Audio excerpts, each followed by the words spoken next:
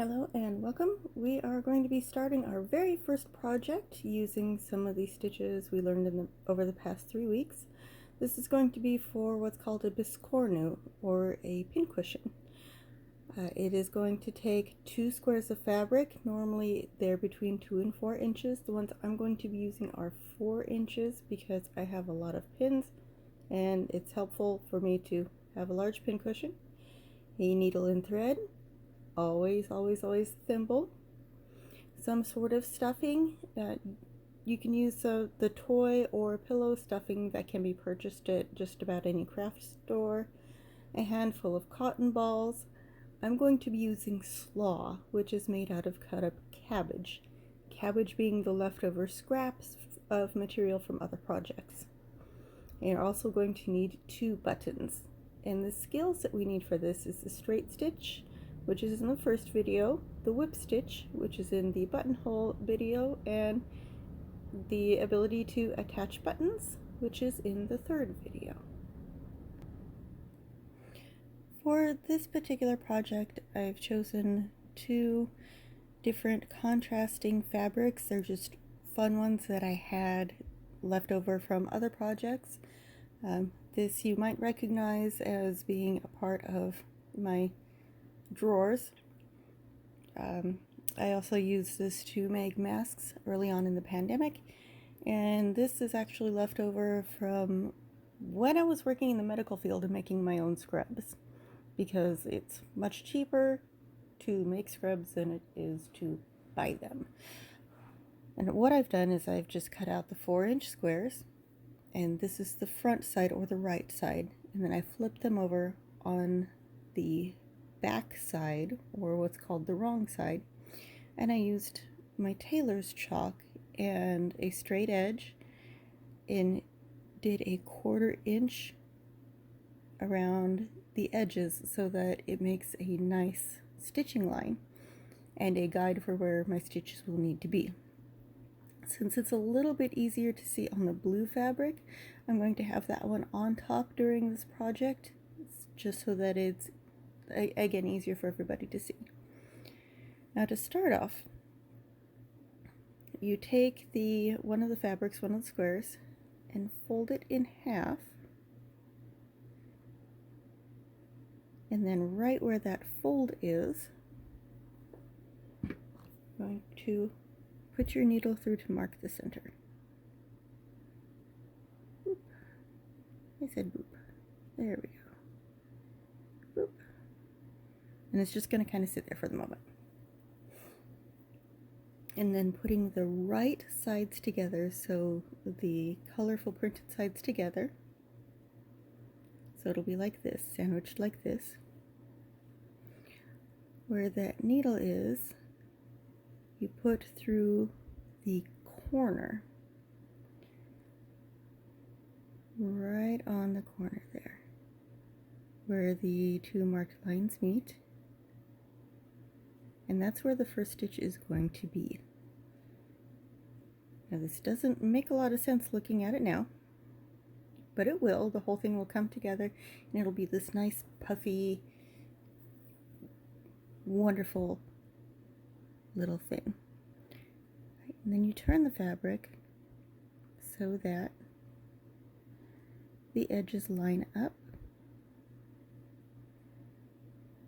like so, so that this square of fabric goes approximately halfway across this square of fabric.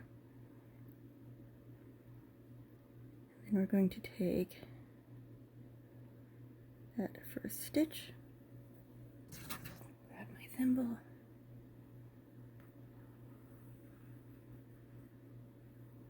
and then go through that loop to lock that stitch into place.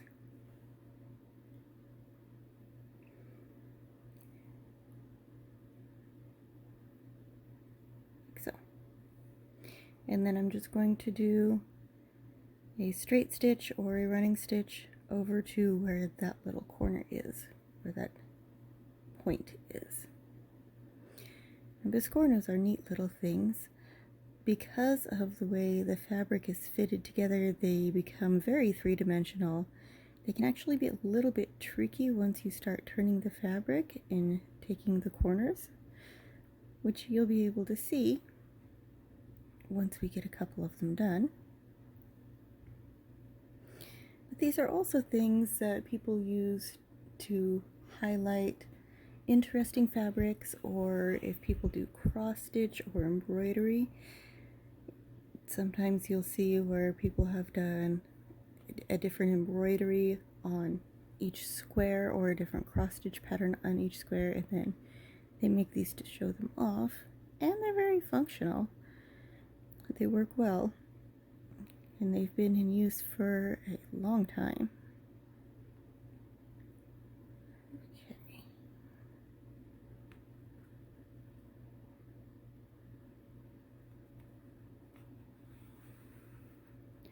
Now you notice I'm not making very small stitches.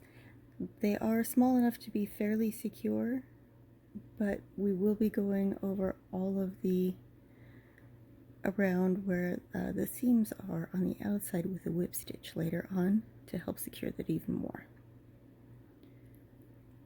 Alright, now when I get out here to where that, I'm making sure to come up right in the middle of where that crosses over. I'll go ahead and pull that through. Behave. There we go. And we've hit the first corner. So what you do is, this is attached, so it's going to make a little puff underneath there. But you turn the fabric so that these two edges are meet up. And it takes a little bit of wrangling to do.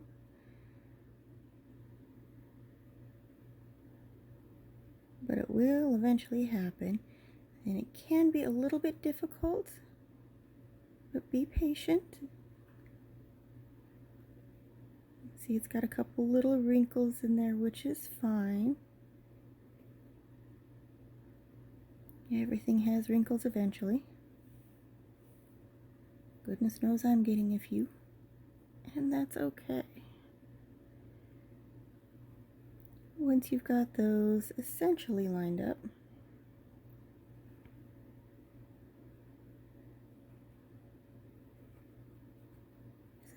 come on. I think part of my problem is that I should have ironed these and I did not. Don't be like me. Use your iron. Pull that tight again. There, that's better. The first couple of stitches after you turn a corner are always a little tricky.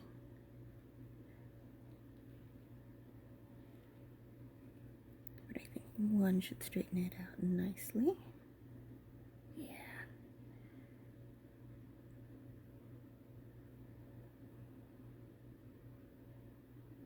And once you get it figured out, straight stitch across to the next corner.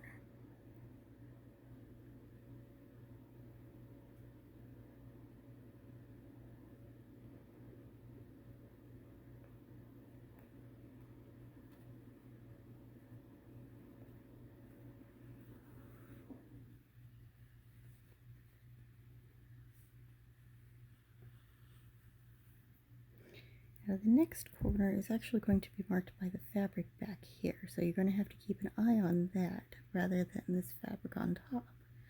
And when you start getting close to, you should be able to feel the difference. When you start getting close to the edge of this fabric, kind of flip it over and see where the needle is coming in and out. And again, make sure to come back up right in the center of where your stitch line is marked.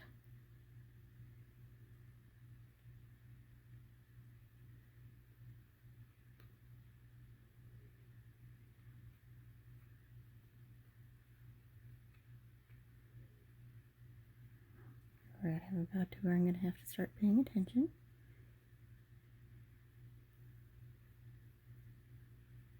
One more stitch, I think.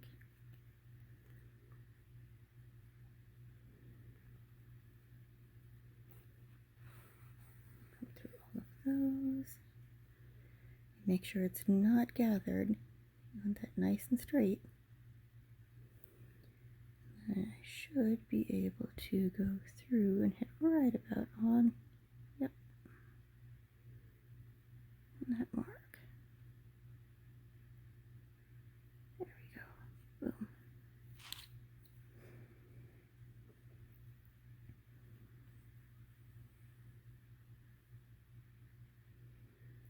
And then turn the fabric and line it up again.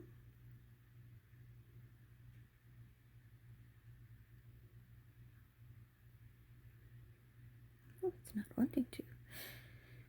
I'm also having a little bit of a problem because these fabrics are slightly different weights, so they don't want to act the same way. What I'm going to do is I'm going to go ahead and do a little bit of a back stitch here to kind of lock that in place.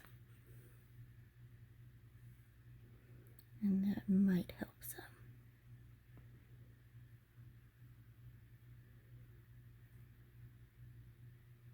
Oh, that helped quite a bit. There we go. Beautiful.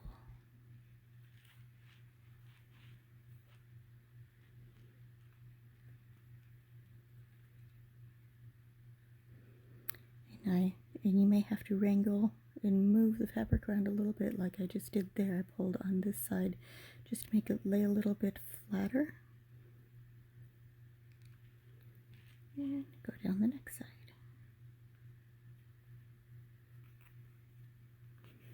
If you're not comfortable doing the running stitch, doing a simple straight stitch, one stitch at a time,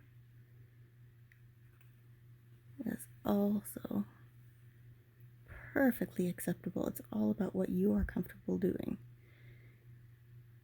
So if you're not comfortable with doing the running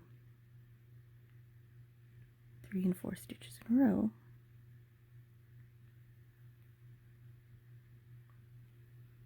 like so, just doing 1 stitch at a time is perfectly acceptable. Goodness knows I did 1 stitch at a time for probably 5 or 6 years before I decided that I was tired of that and was going to do multiple stitches at once. And even then it was actually kind of nerve-wracking because I wasn't used to it. Right up through where that cross is. And then again,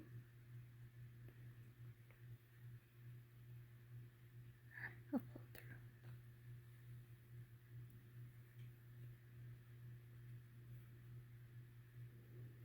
I'll go ahead and do a back stitch there at the corner because that seemed to work well on the last one.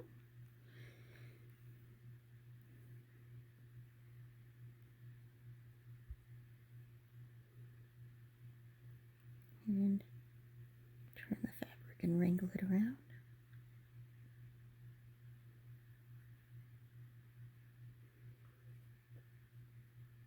Like so. You can see the fabric doing all sorts of weird things and it's starting to puff up over here. That's actually what it's supposed to do. It actually helps give the Biscornu its shape.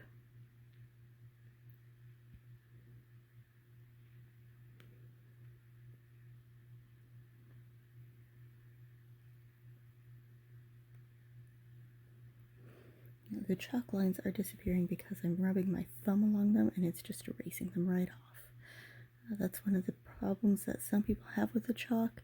There are ways to get around that, which we have not covered yet, but we will in future videos. The easiest and most popular way to do that is to do a long running stitch. Now when I say long, I mean these are fairly small stitches. I mean like long running stitch just inside where the chalk lines are. That way when the chalk lines get erased, you can still follow those running stitches and be able to follow the pattern and follow the seam allowance correctly.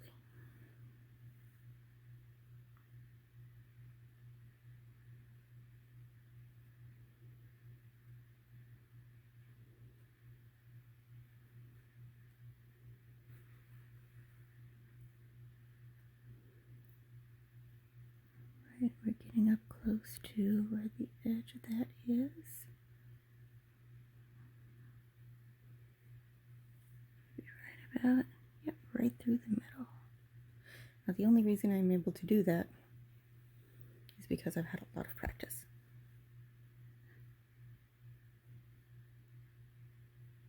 I'll go ahead and do the back stitch again.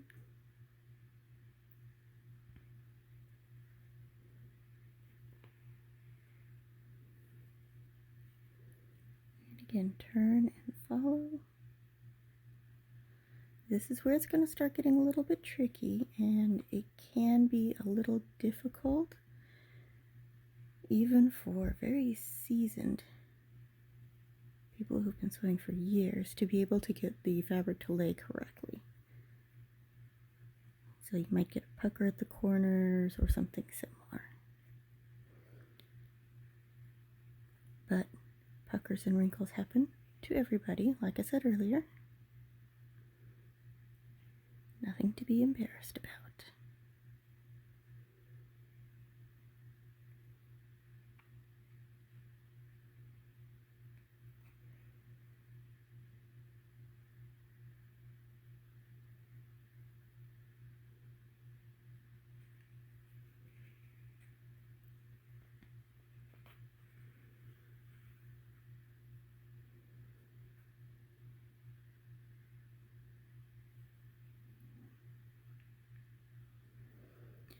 Go ahead and go down to this corner and then do one more, maybe two, we'll see. There's not many hard and fast rules in making these.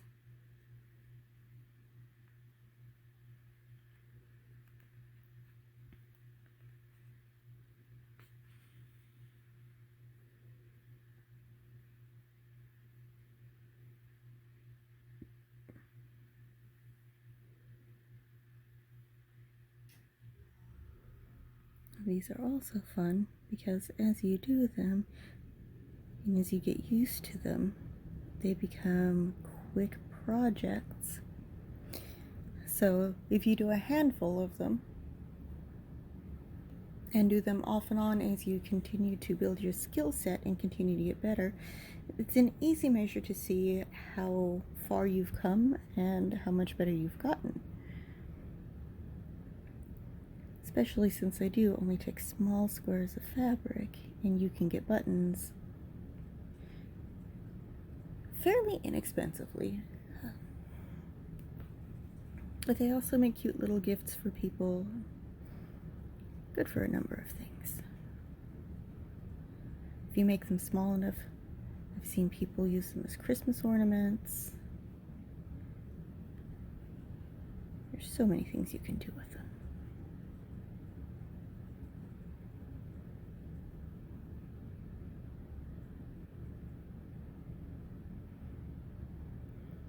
Alright, we'll do this one.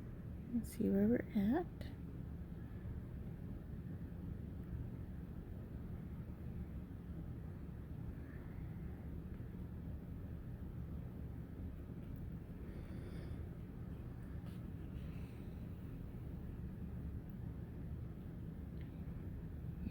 Stop at the end of this one.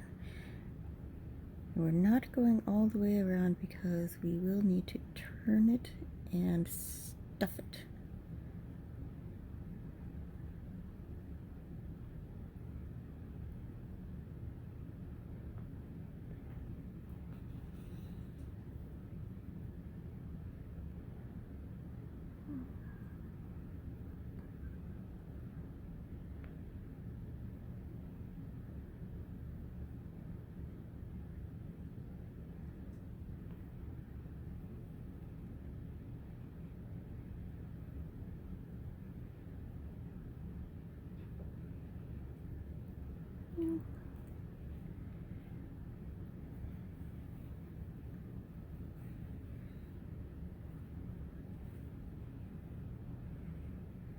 And don't be afraid to turn it over if you're more comfortable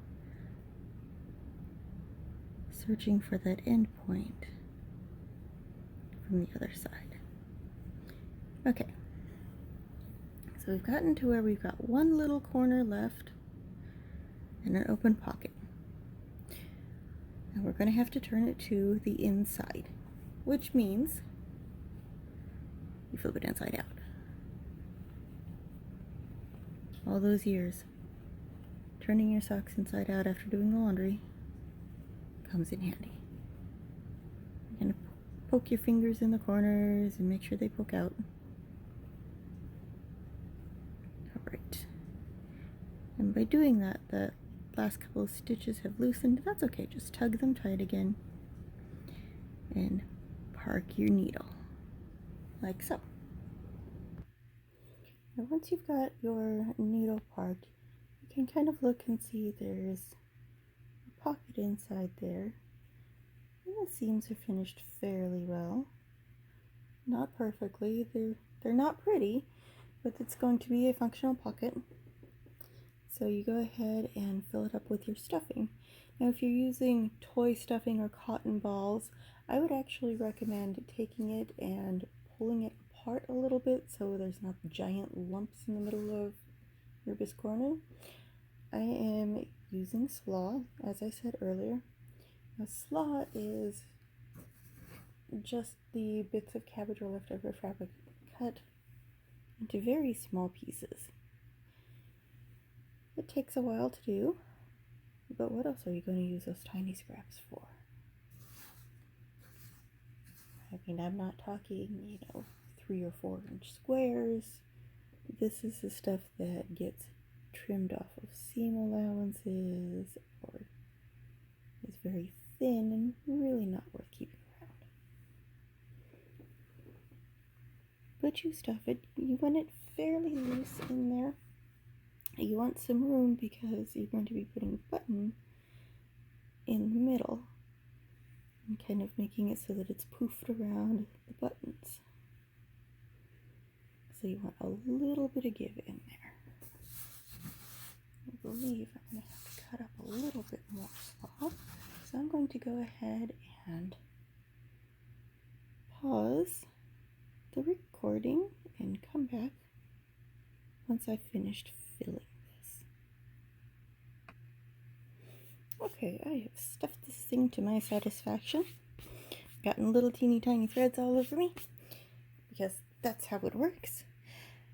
You can see I left just a little bit of room in there because we are going to be stitching this shut, so it does need a little bit of room, but it's fairly full. There's enough squish to make a dent in the middle. That's about where it needs to be.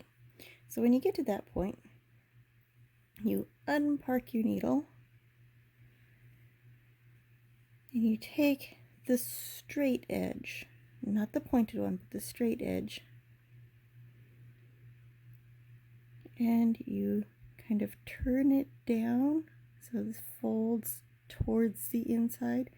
And if you just take your thumbnail and your finger and you kind of pinch and pull along that edge, it'll crease it down a little bit.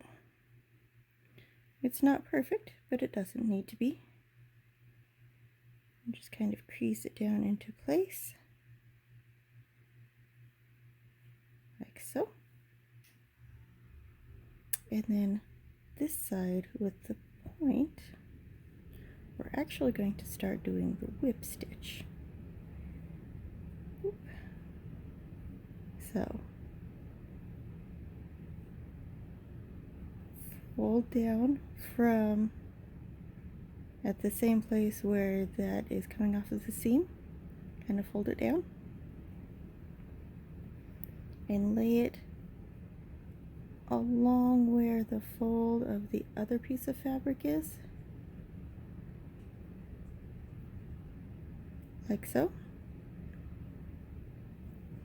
And we're going to start whip stitching.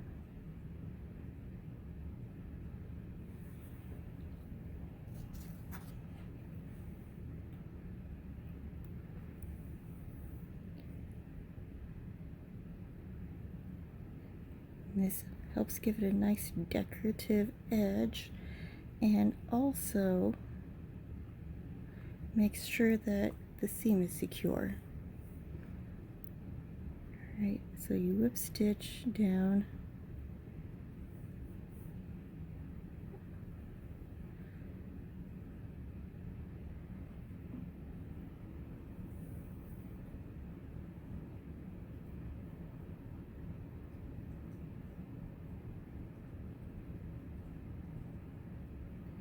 And just do a little bit at a time. Because this is so small, it's difficult to use pins to hold anything in place. So it's kind of figuring out what to do with your hands to make everything stay well enough to get it put together.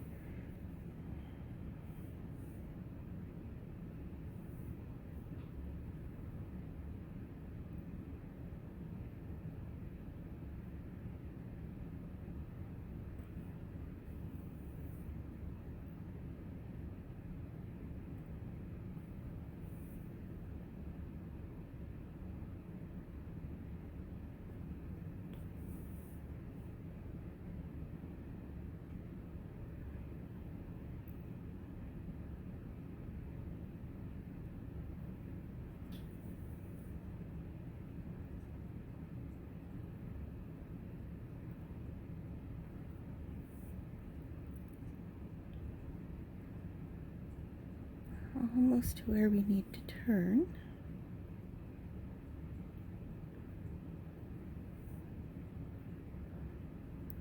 And when you get down to about that 1/4 inch from the edge,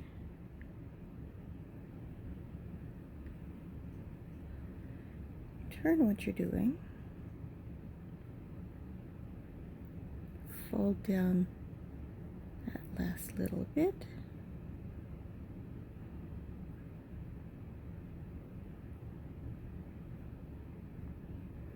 gotta hold your tongue right or it doesn't work, you know how that is.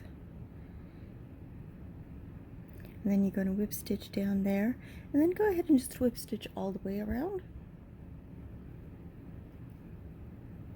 Now, fold correctly. I need you all the way under there. Thank you. Pity's sake.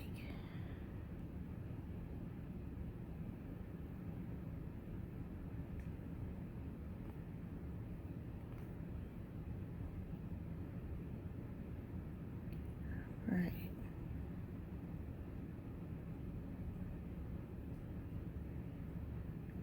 It doesn't want to cooperate. See, it can be fiddly. And fiddly is okay. As long as you eventually get it worked out, it's alright. There we go.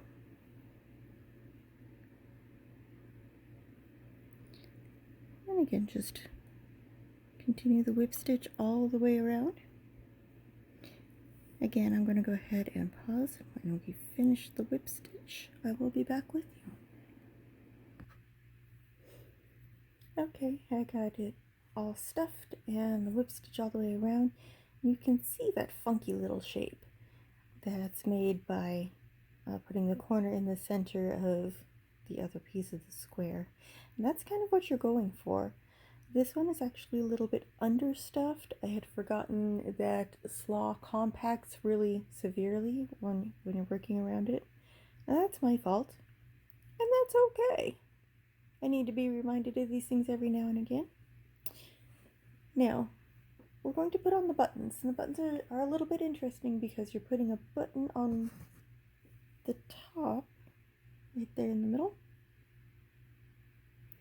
and a button on the bottom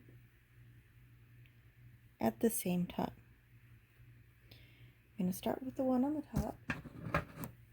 What I'm going to do is, from the bottom of the button, you can see there's little marks on it. So that's the bottom of the button. I will drop it.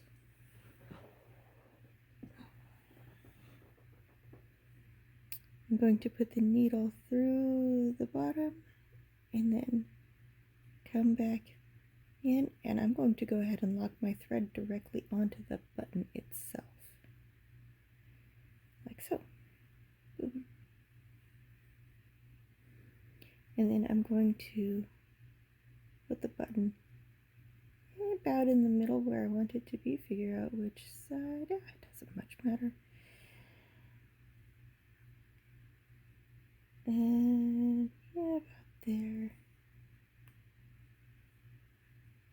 Go ahead and stitch through the center of the Biscornu.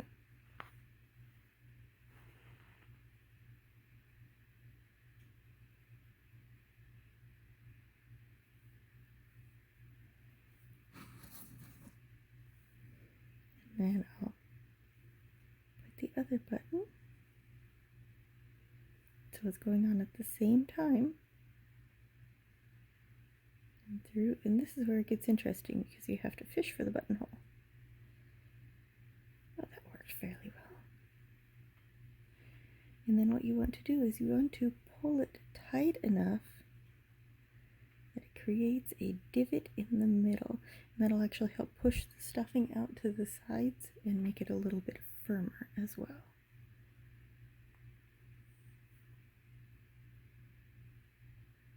And do that 2 or 3 times.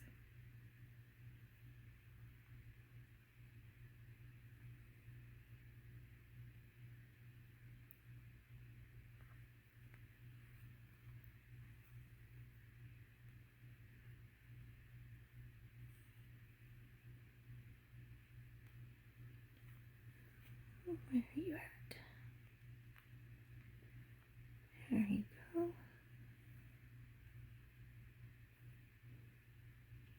That's the third. And then when you come up, instead of going through the hole in the button, you come up off to the side.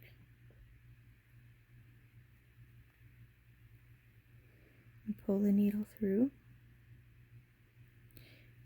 And go ahead and slip the needle off the thread. This is where the way I showed you how to thread a needle comes in handy. Or you can simply cut the thread and pull the needle off. From here, you take the 2 bits of thread, pull them apart, wrap one around the button so that it goes underneath, and take the other one and go the other direction.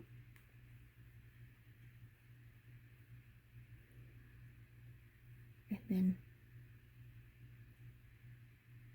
tie a couple of knots in it. The knots should hide underneath that button, like so.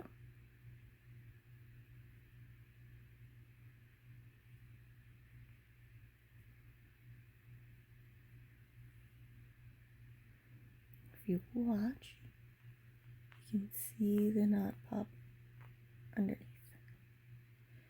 I'm going to do one more for good measure.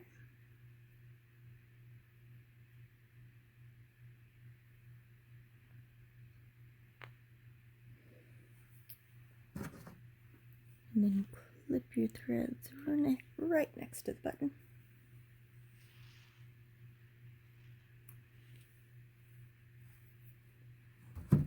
And there you have your pincushion. As always, I would like to see what you do and how you get on with the project. So please tag me on Instagram. Let me see what you're doing. And we'll see you next time.